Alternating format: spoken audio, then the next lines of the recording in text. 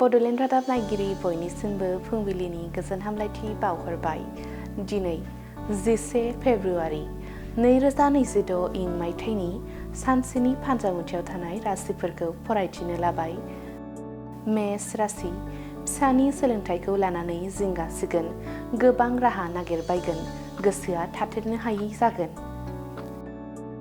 वृष राशि, गोनांथि जानाय मुवाखौ सोरजिनो हागोन, गोसोआव गोजोननाय फैगोन, मावनाय दांनायाव गोहो बोलो नांगोन।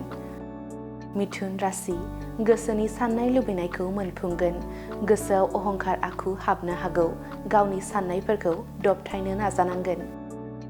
कर्कट राशि, रांखावरिनि आंखाल जानो हागौ, गुबुननिफ्राय रां लानांगोन, सानै हयै थिरांथा लानांगोन।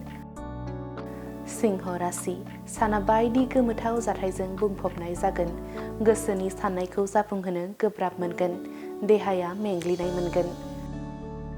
कन्या राशि, गोबावनिफ्राय सावस्रिनि जेंनायाव गोग्लैनाय सुबुंफोरनि थाखाय गाहाम सान, देहायाव साबस्रांनाय फैगोन, नखराव गोजोन थासारि जागोन।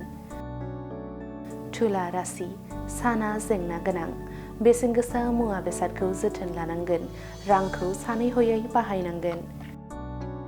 वृश्चिक राशि, साख्रिनि रादाब खोनानो मोनगोन, नखरनि थासारिया साबस्रांगोन, नखराव माइनाव साफिगोन।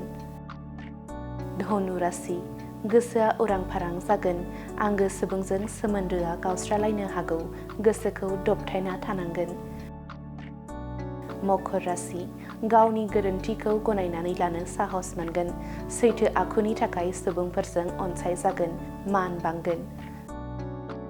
कुम्भ राशि, गावनि सोलोंथाइजों नखरखौ जौगाहोनो हागोन, गोबां सुबुंनि मान होनाय मोनगोन, गोसोआव साहस बांगोन।